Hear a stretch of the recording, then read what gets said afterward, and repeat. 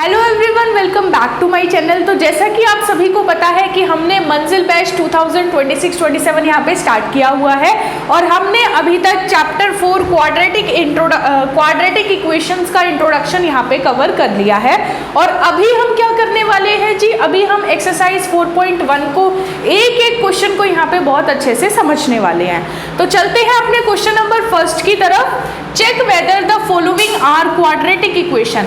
आपको क्वेश्चन में क्या करना है, आपको चेक करना है कि जो भी इक्वेशंस आपको दे रखी हैं वो क्वाड्रेटिक इक्वेशन है या नहीं है। अगर वो क्वाड्रेटिक इक्वेशन है तो आपने लिखना है yes it is a quadratic equation, और अगर वो क्वाड्रेटिक इक्वेशन नहीं है तो आपको लिखना है no it is not a quadratic equation. I hope आप सभी को क्लियर हो गया होगा। सबसे पहले मैं आप लोगों को वैसे इंट्रोडक्शन में बता चुकी हूँ, लेकिन मैं आप लोगों को दोबारा ये बात बता देती हूँ। क्वाड्रेटिक इक्वेशन आप किसको बोलोगे, जो इस फॉर्म की होती है ax² plus bx plus c, मतलब इसमें कुछ स्क्वायर वाली फॉर्म का आएगा, 2 पावर वाली फॉर्म का वेरिएबल होगा, पावर 1 का होगा और पावर 0 यानी कि कोई कांस्टेंट नंबर होगा। क्लियर, करें स्टार्ट आगे। देखो फर्स्ट पार्ट क्या कह रहा है, x प्लस 1 का whole square equals to 2 bracket में x माइनस 3। तो इसमें जो आपको क्वेश्चंस दे रखे हैं ना वो सिंप्लीफाइड फॉर्म में नहीं लिखे। क्यों नहीं लिखे भैया, बहुत इजी हो जाएंगे सिंप्लीफाइड फॉर्म में लिख देंगे तो। इसीलिए इन्होंने क्या किया, इन्होंने दिमाग लगाया और इस तरीके से क्वेश्चन दे दिया जिसको आप पहले सिंप्लीफाई करेंगे एंड देन आप बताएंगे कि वो क्वाड्रेटिक इक्वेशन बनाता है या नहीं बनाता। तो सबसे पहले हम इसका फर्स्ट पार्ट करने वाले हैं। फर्स्ट पार्ट देखो क्या कह रहा है, x प्लस 1 का whole square, a plus b का होल स्क्वायर क्या होता है, a² plus b² plus 2a भी होता है। तो उस हिसाब से यहाँ पे क्या बनेगा, x² मतलब a² plus b² plus 2 into a into b, right, equals to. अब देखो इस ब्रैकेट के बाहर मेरा क्या लिखा हुआ है, 2 लिखा हुआ है, तो 2 इन दोनों से क्या हो जाएगा, प्रोडक्ट यानी मल्टीप्लाई हो जाएगा। तो ये क्या बन जाएगा, 2x माइनस 2 को 3 से करेंगे तो कितना हो जाएगा, 6 हो जाएगा। अब देखो क्या बना, x² plus 1 plus 2x equals to 2x minus 6। Clear. अब ये जितनी भी चीज़ें हैं इनको मैं इस तरफ लेके आ रही हूँ तो क्या मिलेगा, x² प्लस 1 प्लस 2x। जब इनको आप इस तरफ लेके आओगे तो इनके साइन क्या हो जाएंगे, चेंज हो जाएंगे। तो ये क्या बन जाएगा, माइनस का 2x plus 6 equals to 0। 2x से 2x क्या हो जाएगा, कैंसिल आउट हो जाएगा। अच्छा 6 प्लस 1 कितना हो जाएगा, 7 हो जाएगा। तो आपका क्या आ गया इसका, x² प्लस 7 इक्वल्स टू 0। अब हमने इस फॉर्म को सिंप्लीफाइड फॉर्म में कन्वर्ट कर दिया है।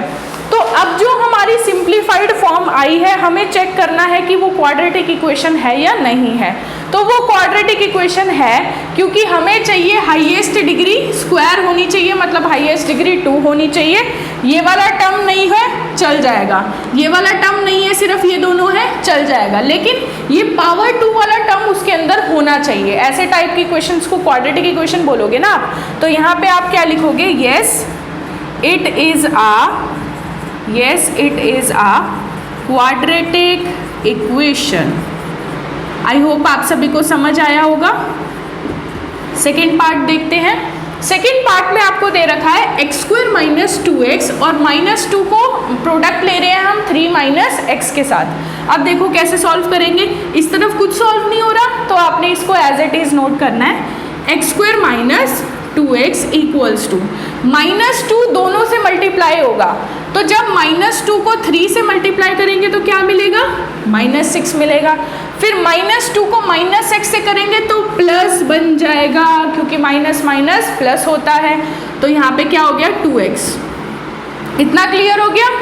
अब देखो सारी चीज़ें इस तरफ ले आओ, x² minus 2x plus 6 minus 2x equals to कुछ भी नहीं बचा, मतलब 0 बच गया। अच्छा ये -2x मिलके -4x बन जाएंगे तो x² minus 4x plus 6 equals to 0।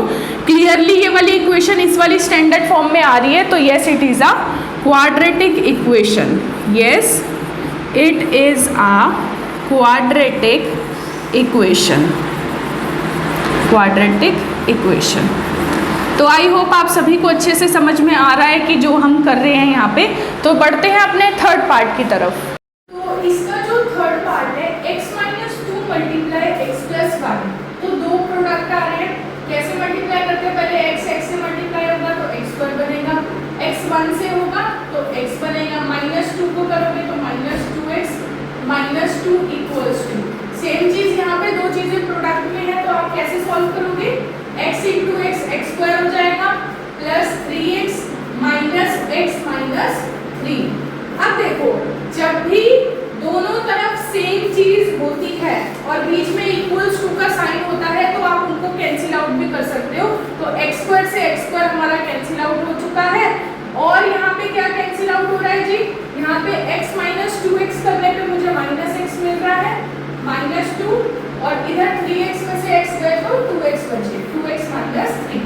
अब देखो आगे सॉल्व करने की जरूरत ही नहीं है। क्यों जरूरत नहीं है, हमें इसी स्टेप में आगे ये बात पता चल गई कि क्वाड्रेटिक इक्वेशन तो नहीं है, क्योंकि वेरिएबल सिर्फ और सिर्फ x में पहुंच गया, मतलब ये पावर 1 वाली चीज आ गई यहाँ पे, तो वो क्वाड्रेटिक इक्वेशन नहीं बनाएगा। तो आप इसी स्टेप में लिख सकते हो, no it is not a quadratic equation, no it is not a quadratic equation, मतलब ये क्वाड्रेटिक इक्वेशन तो नहीं है। ये कैसी इक्वेशन है, लीनियर इक्वेशन है। लीनियर इक्वेशन क्या होती है, जिसमें डिग्री 1 होती है, जिसमें हाईएस्ट पावर क्या हो, 1 हो। नेक्स्ट आपका है पार्ट नंबर 4, मल्टीप्लाई करो 2x square plus x minus 6x minus 3 equals to, x को मल्टीप्लाई करेंगे तो क्या बनेगा, x square plus 5x, correct. अब वो दोनों चीजें उठा के इस तरफ लेके आनी है, तो 2x स्क्वायर, अच्छा ये क्या बन जाएगा 5x माइनस 3, इनको इधर लाओगे तो minus x square minus 5x equals to 0। Now 2x square में से x स्क्वायर गए तो कितने बचे, x स्क्वायर बच जाएंगे, माइनस 5x मिलके माइनस 10x बन जाएगा, minus 3 equals to 0, which is a quadratic equation. So the answer is yes, yes it is a quadratic equation, quadratic equation. कोई दिक्कत, किसी को कोई दिक्कत? ओके, नेक्स्ट फिफ्थ पार्ट की तरफ चलते हैं। 2x square minus 6x minus x plus 3 equals to x square minus x plus 5x minus 5। Again सारी चीजें इस तरफ लाएंगे, बट उससे पहले थोड़ा सॉल्व कर लेते हैं। यहाँ बन जाएगा आपका 2x square minus 7x plus 3 minus x square, यहाँ प्लस 5x और माइनस x प्लस का 4x बनाएंगे, उस प्लस के 4x को जब आप लेफ्ट साइड लाओगे तो वो माइनस का 4x हो जाएगा, एंड प्लस 5 इक्वल्स टू 0। अब देखो 2x square minus x square कितना हो गया, x स्क्वायर हो गया, 7x और 4x कितना हो गया, माइनस 11x हो गया, plus 8 equals to 0, which is a quadratic equation. तो आंसर क्या आ जाएगा, yes, yes it is a quadratic equation, yes it is a quadratic equation, ये quadratic equation है। क्लियर हो रहा है सभी को, किसी को कोई दिक्कत? आगे बढ़े। अब ये 5 पार्ट्स तक यहाँ पे हो चुका है, इसमें टोटल 8 पार्ट्स हैं, तो अगले 3 पार्ट्स की तरफ बढ़ते हैं। तो इसका जो 6th पार्ट है उसमें देखो आपको क्या दे रखा है, x square plus 3x plus 1 equals to a minus b का होल स्क्वायर, यानी कि a square plus b square minus 2ab, right. अब फिर से यहाँ पे x स्क्वायर से x स्क्वायर कैंसिल हो गया, तो मतलब आपका लीनियर पॉलिनोमियल आ गया, और वो लीनियर पॉलिनोमियल क्या है, 7x माइनस 3 इक्वल्स टू 0। आपको आगे करने की जरूरत ही नहीं है। No it is not a quadratic equation, no it is not a quadratic equation, ये क्वाड्रेटिक इक्वेशन नहीं है। ठीक है जी, चले आगे। पॉलिनोमियल में इक्वेशन आएगा, पॉलिनोमियल और इक्वेशन में डिफरेंस होता है। पॉलिनोमियल में ना आपका इक्वल्स टू साइन नहीं आ सकता, इक्वल्स टू साइन आ रहा है तो वो पॉलिनोमियल जो है वो इक्वेशन बन चुका है। अब देखो a प्लस बी का होल क्यूब, सबको आइडेंटिटी पता होनी चाहिए, a cube plus b cube plus 3a square b plus 3ab square. तो यहाँ पे क्या आ जाएगा, a cube plus b cube plus 3a square into b, यानी 6x स्क्वायर बन जाएगा जी, प्लस 3ab स्क्वायर, यानी कि 12x हो जाएगा, करेक्ट। इक्वल्स टू यहाँ पे क्या आएगा, 2x क्यूब माइनस का 2x, ठीक है।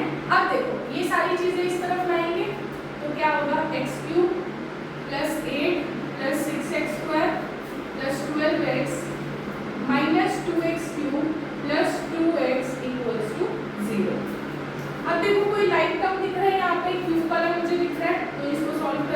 माइनस का एक्स क्यूब आ जाएगा।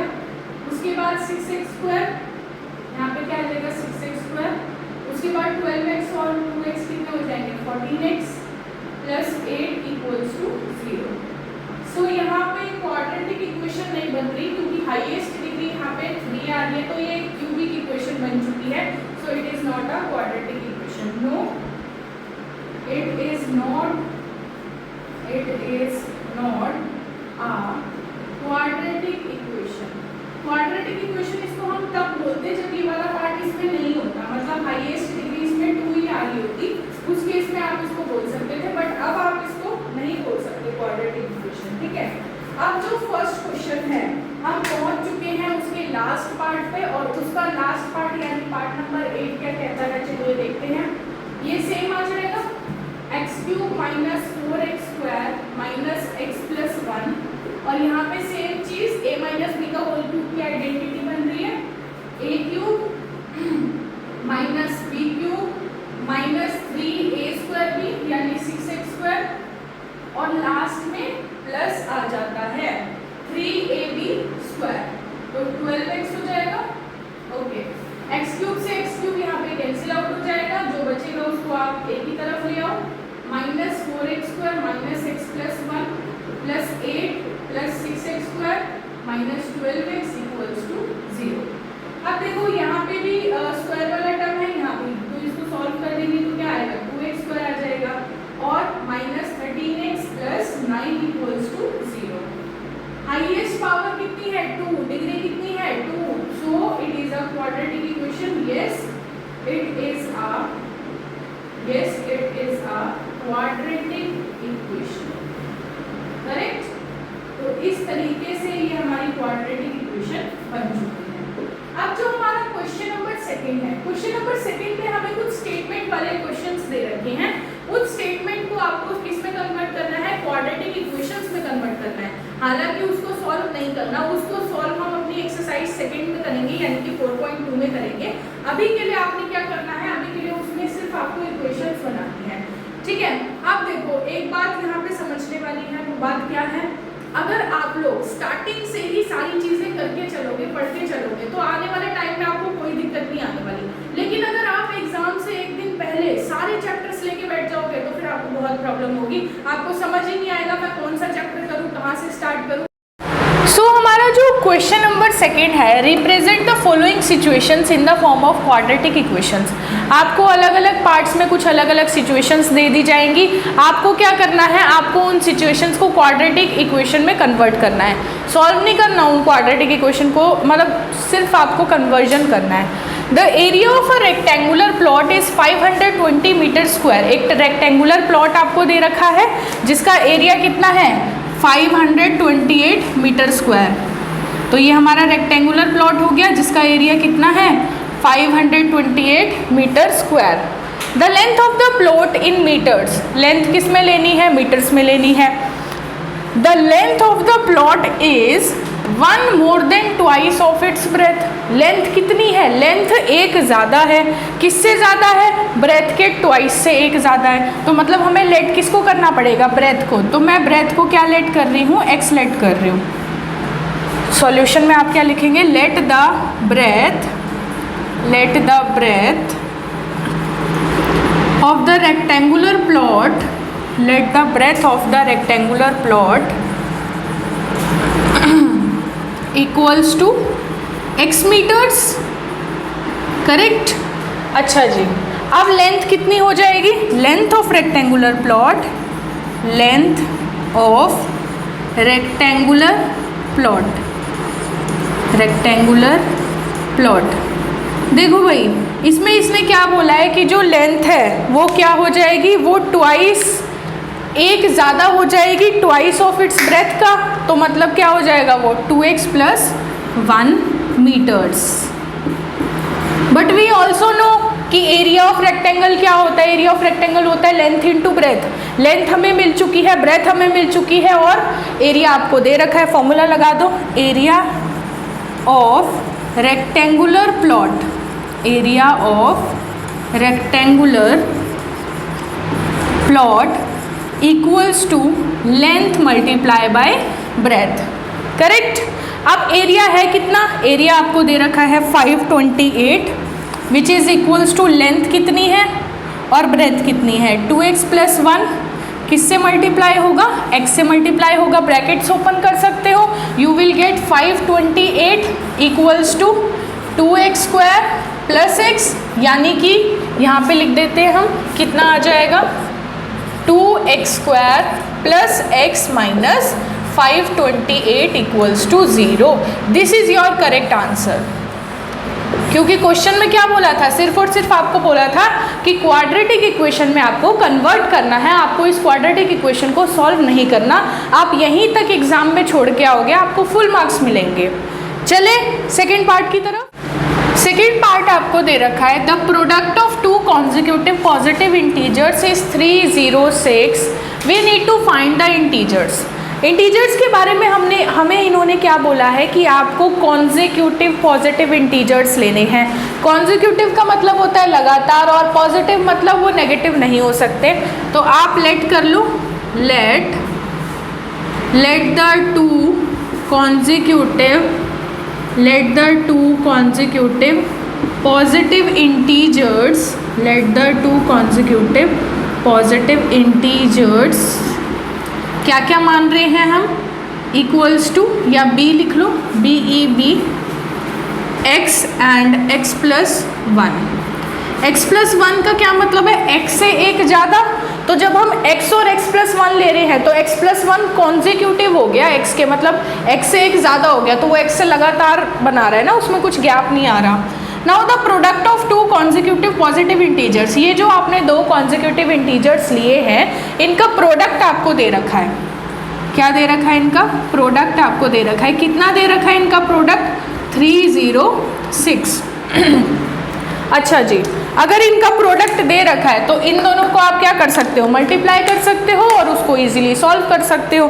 तो फिर इंतज़ार किस बात का, अपनी कॉपी में सॉल्व करो, मैं यहाँ सॉल्व करती हूँ, आप वहाँ सॉल्व करो। यहाँ पे क्या हो जाएगा, x × x + 1 equals to 306, calculate करेंगे तो क्या आएगा, x² + x - 306 equals to 0। This is the required quadratic equation and हमारा final answer.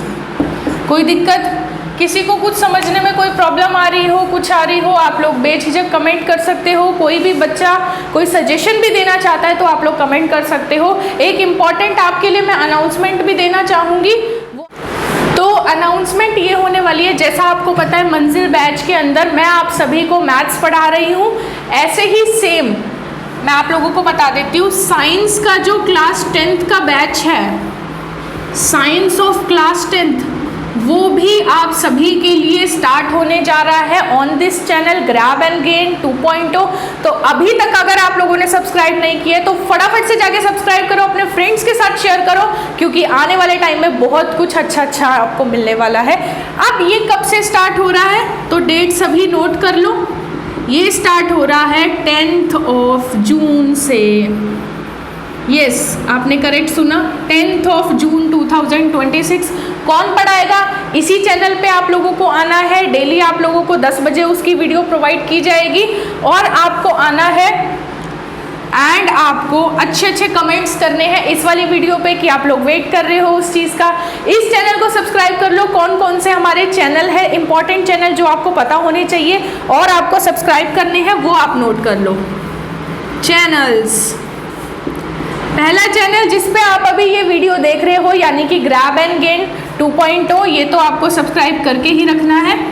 Grab and gain 2.0 ये हमारा मेन चैनल रहेगा जहाँ पे सारी इन्फॉर्मेशन हर एक सब्जेक्ट की आप लोगों को प्रोवाइड की जाएगी।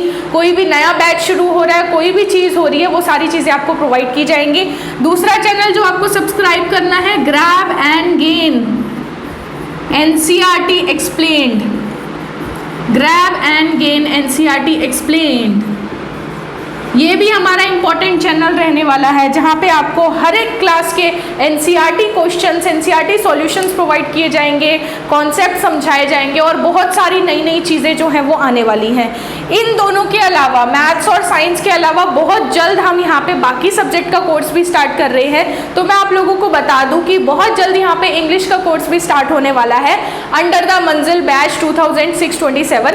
तो अगर अभी तक आप लोग वेट कर रहे हो तो वेट किस चीज़ का कर रहे हो? इस अच्छे चैनल का ही तो वेट कर रहे हो ना। तो फटाफट से जाओ और जाके अभी के अभी सब्सक्राइब करो।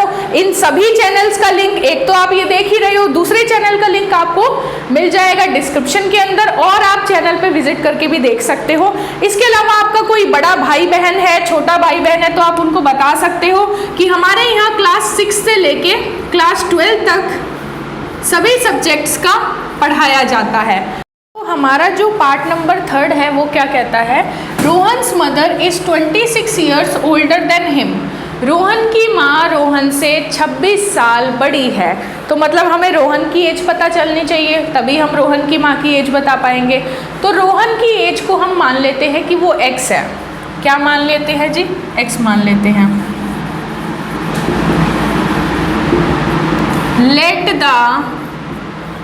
let the age of Rohan be x years। Correct. अब रोहन की माँ की एज कितनी है? 26 ज़्यादा है रोहन से, तो वो कितनी हो जाएगी? x + 26 हो जाएगी। तो एज ऑफ रोहन्स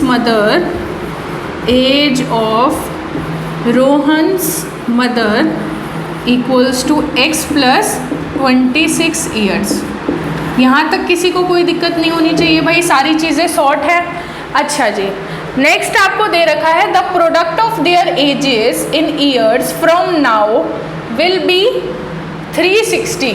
उनकी माँ की जो एज है, यहाँ पे कुछ गलत लग रहा है क्वेश्चन में, एक बार क्वेश्चन चेक करवाना।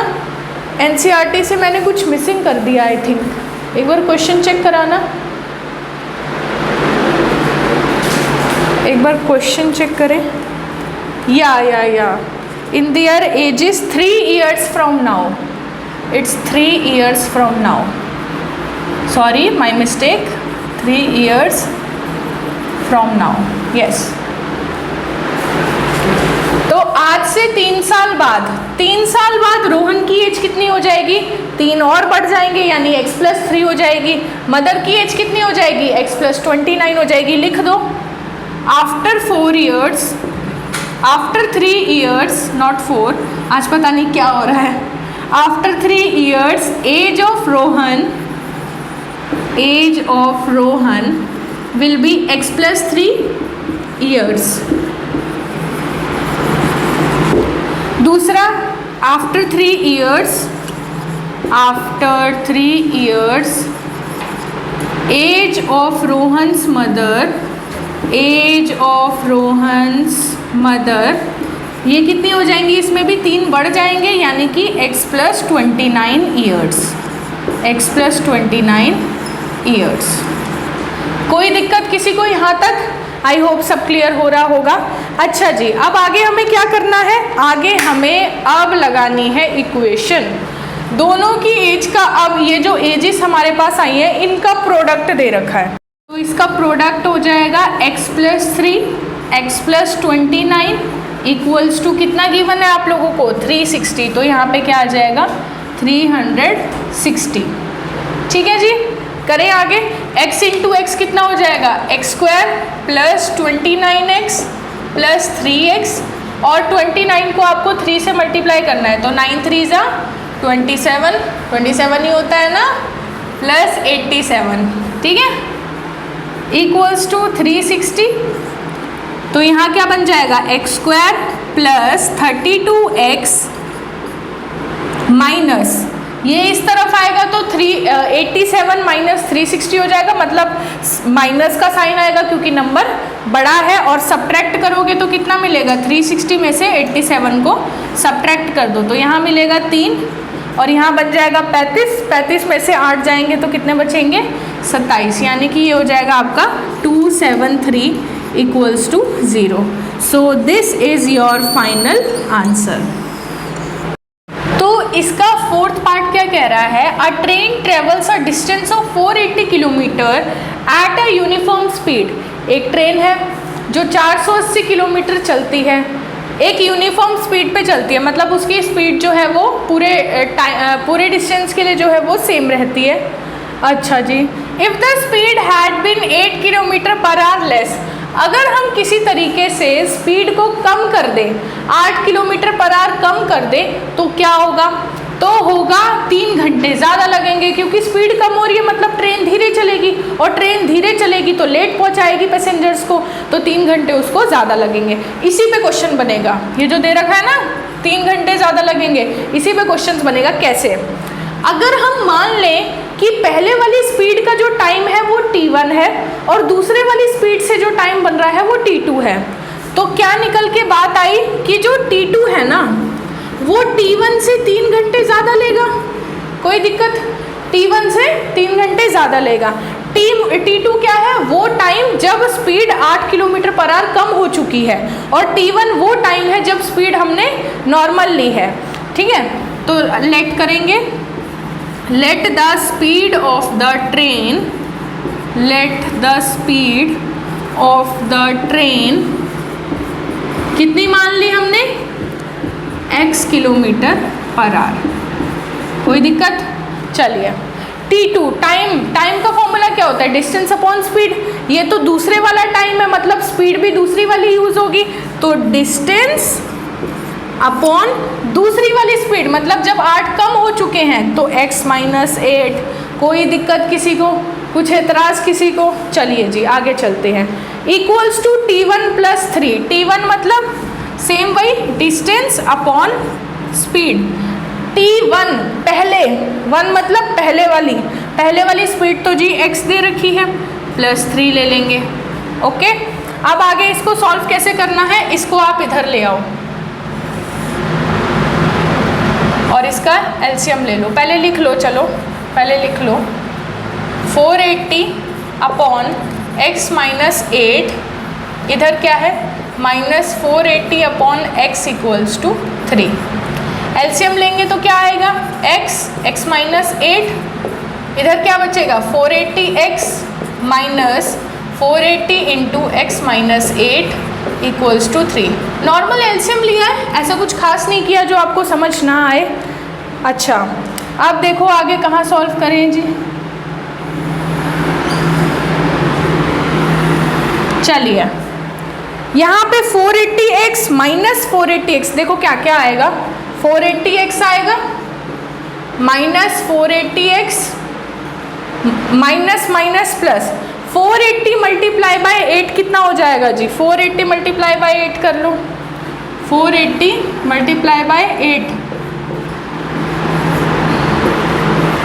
3840, क्या मिलेगा जी 3840 डिवाइडेड बाय नीचे क्या आ जाएगा x square minus 8x equals to 3, इस तरफ क्या है 3, ये सेम है कैंसिल आउट हो जाएंगे, क्या बचेगा जी, this implies that 3840 upon x square minus 8x equals to, तो इस वाली चीज़ को हम मल्टीप्लाई करेंगे इससे, तो क्या मिलेगा 3840 equals to 3 multiply by x square minus 8x, तो क्या बन जाएगा overall 3840 equals to 3x square minus 24x, यानी कि हमें क्या मिल जाएगा 3x square minus 24x minus 3840 equals to 12।